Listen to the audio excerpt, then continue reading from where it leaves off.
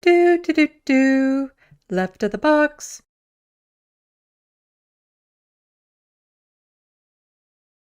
Hello, welcome to Left of the Box. Bonjour, bienvenue. I'm Sandy. Oh, look, the CBC, that's the Canadian Broadcasting Corporation, or a more apt acronym would be Corporations Before Canadians, published a handy-dandy article sharing ways on how to save money on groceries. How nice of them! Truly the Canadian way of helping one another through tough times, being reflected through our public broadcaster, which is a federal crown corporation that receives funding from the government. They're surely looking out for our best interests. I was using sarcasm to emphasize that maybe, just maybe, I know this is going to be wild, the government might not be looking out for our best interests.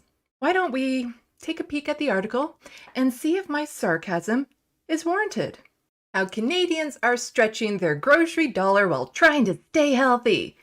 CBC News Instagram followers share ways to cut costs. Let's go down and see what some of these suggestions are. Reach for the canned food. Okay. One follower said canned food is the way to beat the sticker shock at the supermarket. It lasts far longer than fresh products and there's often less waste. The dietitian contributing to this article says it's a myth canned food is less healthy than fresh, describing canned fish in particular as one of the healthiest foods around. Sure, canned food can be just as nutritious and healthy as fresh food. At least, that's what all the studies have been showing that have been done in the past 3 years. Yeah, those studies all say canned food is just as good as fresh food. Who needs fresh food? In fact, why don't we just get rid of the fresh food sections in the grocery stores and fill it up with canned foods because they're cheaper and just as healthy? Why don't we do that, huh? But if we go down the article, here we go. How much basic food items have gone up in price? And carrots, yes, fresh foods in particular have skyrocketed. Canned beans and lentils, so those canned goods that they're saying that we should buy to save money, they're also going up in price. So they might be cheaper than the fresh foods, but they're still going up in price. And chicken breasts, we're going to get to the chicken breasts. And peanut butter, I would say is kind of like a canned food. And canned tuna, that would be some of that canned meat they were talking about. That's also going up in price. So, just reach for the less expensive canned food to save some money. Beating the high cost of beef. An Instagram follower in Halifax has teamed up with a group of 4 or 5 families to buy beef in bulk, an entire cow, in fact, from a local butcher. Yeah, that's a realistic thing to do for most people in this country, to just team up with a few other families and buy a cow. That's an option for a lot of people. Buying in bulk, yeah, sure, can save money, but buying in bulk is not an option to a lot of people. Maybe they don't have the place to store it. Maybe they don't have the cash up front to pay the higher cost, even though it's going to save money down the line, because often they just have a few dollars to work with in the first place, and they can only afford a single serving of whatever. They can't afford the bulk price to get more. And what if you don't eat beef? What? Do you have to team up with a bunch of families to get some chicken on discount in bulk? This isn't really a great suggestion for the vast majority of people in this country. Let's see what else they have. Chasing deals. Some people chase these deals by going from store to store. Let's stop right there. Going from store to store. Again, that's not an option for a lot of people. Maybe they live with a disability. Maybe they have to rely on transit and they don't have the time to spend hours hopping from store to store. Or maybe, like a lot of people, are restricted to going to the store that is closest to them for whatever reason. They don't have the option of just waiting until something is on sale. They have to buy what they need at that moment. Chasing deals is great for the people who have the ability to shop around and travel to get those deals. Let's see what else they have to say about this. The quality can be hit and miss, she said, especially when it comes to items that ripen quickly, but says it just takes simple planning to use those items quickly. Yeah, like all those things that say eat tonight or die of salmonella, that sort of thing. Can't exactly buy those in bulk, so there goes that idea as well. And again, not everyone has the opportunity to plan ahead for a lot of their stuff because their lives are just so overwhelming as is. So the dietitian adds, product near the end of its shelf life still has nutritional value, but reminds people not to buy anything they're not going to eat. Still has nutritional value. So the quality can be hit and miss. Nutritional value might still be there. That's not exactly filling me with confidence that people can use this to maintain a healthy diet. But sure, let's see if there are any other wonderful, ingenious suggestions this article has.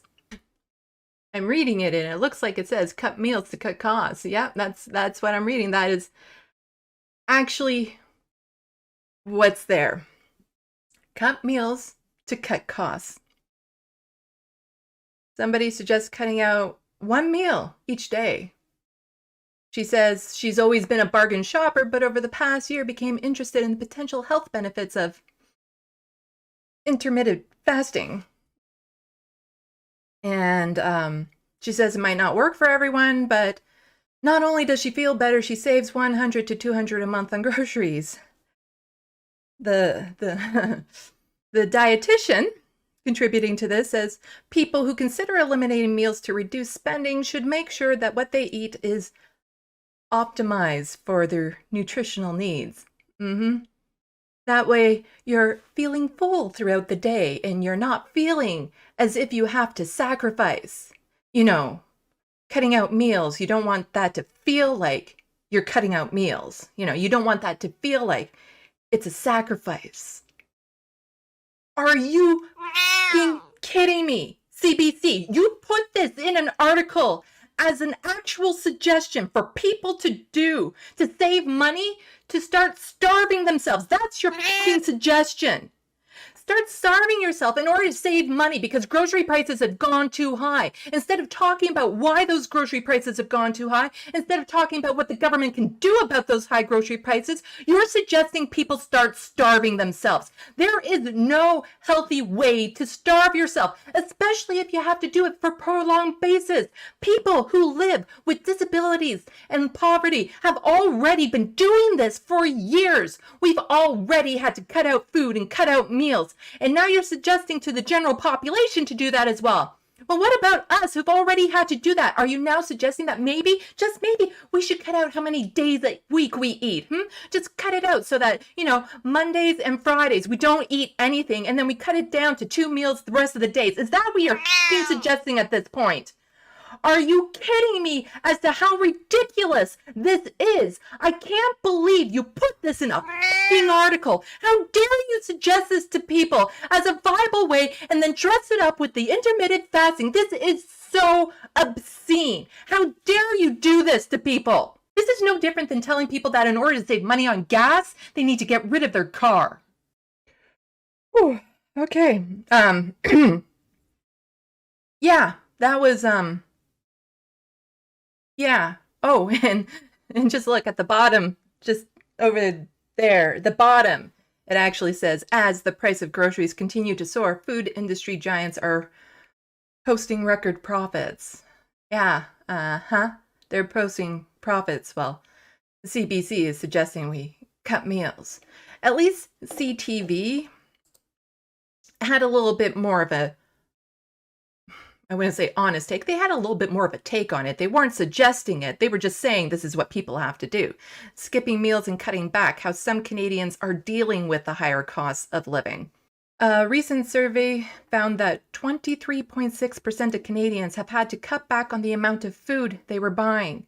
Over the last year, 8.2% said that they've had to change their diet to save money on food, and 7.1% said that they've skipped meals because of the cost of groceries. People aren't doing this because they have a choice. They're not skipping meals to do intermittent fasting. It's a little trend thing. Maybe it's healthy. No, they're doing it because they have no choice. They have to find ways to save money any way they can to keep a roof over their head, even at the expense of their health. There is no way people should be living like this. It doesn't matter what we do anymore, how much we cut back. People can't afford to eat healthy diets. The only reason it's getting any attention is because it's affecting people with money. People living with poverty have been going hungry and nobody cared.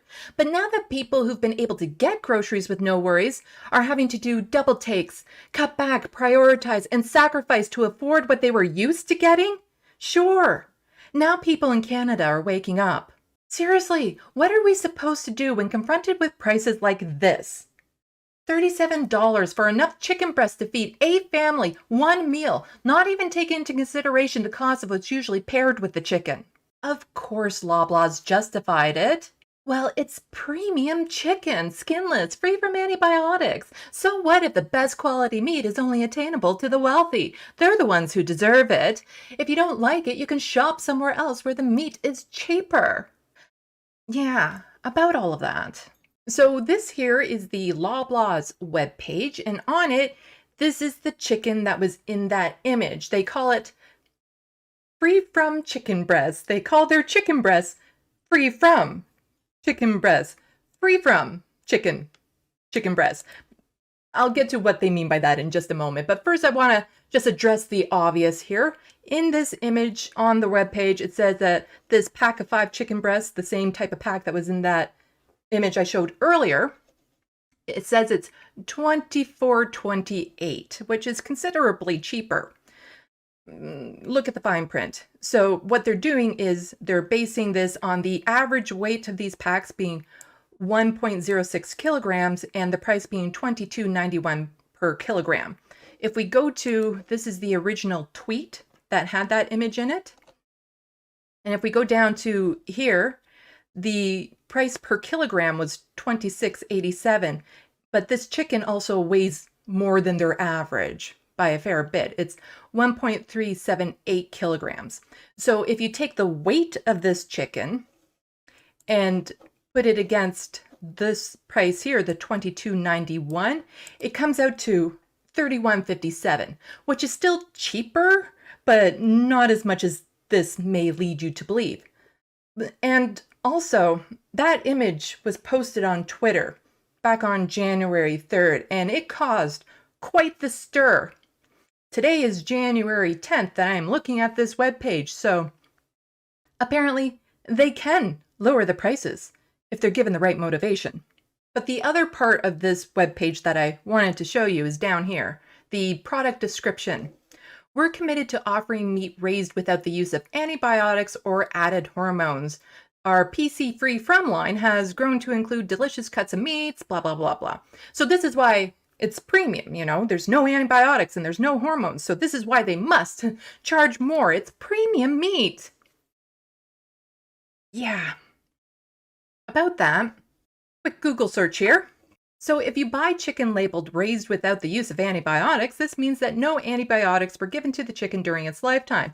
But remember that all Canadian chicken is free of antibiotic residues. Imagine that. And then people also ask, is Canadian chicken hormone free? Well, let me tell you, yes, it's true. Canada banned the use of hormones in Canadian poultry on March 4th, 1963. Though it is rare, some marketers still classify their chicken as hormone-free. This is used as a marketing tactic since all chicken raised in Canada have been raised without added hormones. Imagine that. It's kind of like me saying, you know what? This car, it's premium. I'm going to sell you this premium car.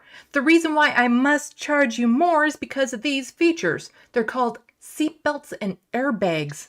And let's get back to the idea that if you don't like it, you can shop somewhere else. But not really. All of these stores are owned by the same company, which is owned by the Galen Weston family, the third richest family in Canada, with a net worth of $8.7 billion. The free market idea of choosing winners and making change with your wallet means nothing when you have one company owning competing brands. They're winning, no matter what we do. While the picture of the chicken has garnered a lot of anger, people's frustration is boiling over because it's not just about the chicken. From BlogTO, groceries are getting even more expensive in Canada as food inflation hits 41-year high. New data released by Statistics Canada on Tuesday reveals that prices for food purchased from stores are now rising at the fastest pace we've seen since 1981, spiking at 10.8% year over year in August of 2022. We're given excuses as to why this is, external factors as to why they must raise the prices. Things like avian flu, the environment, supply chain issues, all of that causes them to raise their prices. They have to in order to keep up with that. But if that was the case, then how is it that their profits are soaring during the pandemic? From CTV News, Loblaw companies report Q3 profit and revenue up from a year ago. Let's go down here. There's a lot of information here. I'll have all the articles linked in the description box below. Feel free to read them, but I'm just going to jump to right here. Revenue climbed up to $17.39 billion in the quarter, up from $16.05 billion in its third quarter of 2021. That's quite the increase. Performance in our discount banners continue to strengthen as market share and traffic improved year over year, Loblaw Chief Financial Officer Richard told analysts. We continue to see a larger share of wallet spend in our discount banners. You, Richard, you and your company are doing this. This isn't improved traffic to the discount banners. People are going there because they have no choice. People can't afford to shop in your regular grocery stores anymore, so they are being forced to go to the discount banners of which you also own. How is this okay in any way whatsoever? In a country as wealthy as Canada, a handful of corporations are making hundreds of millions of dollars from the people they're starving. This is where the government is supposed to step in and help, right? I mean, that's why we have a government, to look out for the best interests of the people. Will the government do their job and help? You may have noticed my sarcastic tone coming back. Sure, they'll help the corporations. From CTV News, how is that fair? 12 million government funding for Loblaw attracts outrage. A government funding announcement involving Canada's largest grocery store operator has some people questioning why public, that is, public dollars, are going to a large and profitable company. Environment and Climate Change Minister Catherine McKenna announced Monday that the government is giving Loblaw companies $12 million to install lower emission refrigerator systems in 370 of its stores. Okay, so I'm not like a business genius, but I do know a little bit about how businesses are run and things like, changing equipment to be more environmentally friendly, upgrading, buying new equipment, new programs, or maybe redesigning their logos and all that sort of stuff. That's called the cost of doing business. Loblaw's definitely had the money to cover their cost of doing their business. That $12 million could have gone to far more useful programs. That's not the only way the government helped corporations.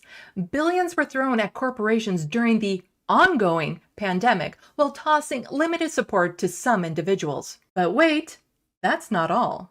From Canadian Dimension, parliamentarians unite to block NDP wealth tax supported by a supermajority of Canadians. Yesterday was an indictment of Canadian politics. The Liberal Party, Conservative Party, and Bloc Québécois united to oppose a new Democrat Party motion which would have created a 1% tax on individuals' wealth over $20 million. It would have also provided an excess profit tax aimed at those who have enriched themselves while millions of Canadians suffered during the COVID-19 pandemic. Yep, the Liberals, Conservatives, and Bloc Québécois all voted against helping the people of Canada. I'll give Jagmeet Singh some credit. Months later, he was still pushing for this idea. NDP tax on excess corporate profits during pandemic would raise $8 billion in government revenue, which is needed. The proposal target corporations with over $10 million in annual revenue and would double the income tax payable on all 2020 profits that exceed their annual average since 2014. Will the Justin Trudeau Liberal government listen to what the NDP and the supermajority of Canadians are asking and do what's in the best interest of the people? Grocery bills are expected to rise for a family of four by $1,000 next year. Your government has implemented a windfall tax on sectors like banking and insurance sectors. What about grocery stores, though, that continue to make a profit at a time when, for a lot of Canadians, that doesn't seem right? The last thing we want to do is put on a tax that people then just pass along to the consumers. So we have to be careful about what we're doing. We're studying. I know there's been a lot of studies on what's happening with food prices, and we're looking at trying to help people. That's what we've tried to do every step of the way. But I don't think that the simplistic solution, as satisfying as it might sound, is necessarily the right approach here. Yep, our wee little minds can't understand how the obvious good thing is actually really bad. You know, this might be out there, but I think there's a term for what Justin Trudeau just did. That clip was from 2 weeks ago. So Justin, how exactly are you planning to help? Right around the recording of that clip, he went to a food bank for a photo op and thanked them for supporting families. You know, instead of doing anything that would actually help.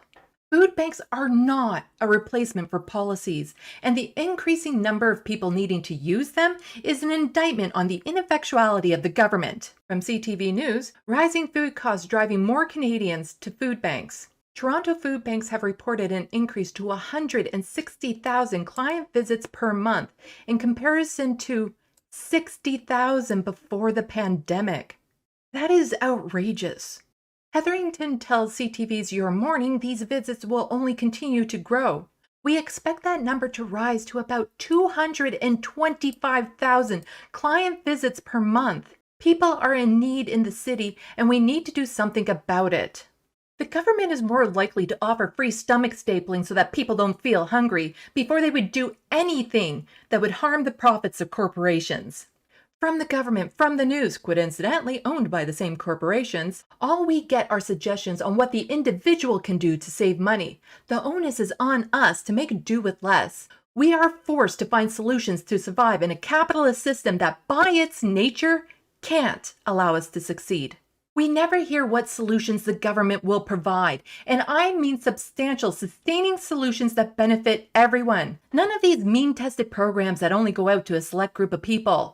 The Child Benefit Program doesn't help an unhoused person find a home. CERB didn't help anyone with a disability at all. The new lauded dental care program only provides $650 per child under the age of 12 for low-income families. If you need more than that $650 in dental care, even though you are low enough income to have qualified for the program in the first place, you're left to find the remaining money on your own. But hey, you can do that by cutting meals. There'd also be less wear and tear on the teeth, so that's like a win-win. There is little to no help for the people in the most need. If you have special dietary needs, ethical considerations, or simply want choice in what you eat, unless you're wealthy, you don't get that luxury. It will never make sense to me how people can be in a position to help so many and choose not to. If Justin really wanted to, he could put forward policies that could benefit millions and literally save the lives of thousands of people each year. But he would rather help those people who don't need any help to survive. And it's not just him. Well, I see the Liberals as passing policies that benefit the people at the top without any care for the people in need. The Conservatives are far worse. Doug Ford and other conservative leaders push policy that actively harms people and makes everything worse. Something that frustrates me to no end is how easy it would be to turn things around, to pass progressive policies. The progressive policies that, when separated from party affiliation, are the things the majority of Canadians want. It is so easy to do this if we had politicians that were working for the people instead of corporations and the wealthy few. The solutions are known. All we need is the political will. We do that by getting informed and getting involved. Don't wait for it to be your problem. Hopefully this has given people some food for thought. Oh, right, sorry, yeah, not everyone can afford that. Hopefully it's given people something to think about. Don't forget to hit buttons and leave comments. You can also find me on Twitter and TikTok, but really it's Twitter. You can generally always find me on Twitter. If you can, please support my content by becoming a patron or purchasing something off my wish list. Links are in the description box below. A special thanks to those of you who already have. Salut, à la prochaine! Thank you for watching and stay tuned. I'm Sandy, wishing your tomorrow is better than your today.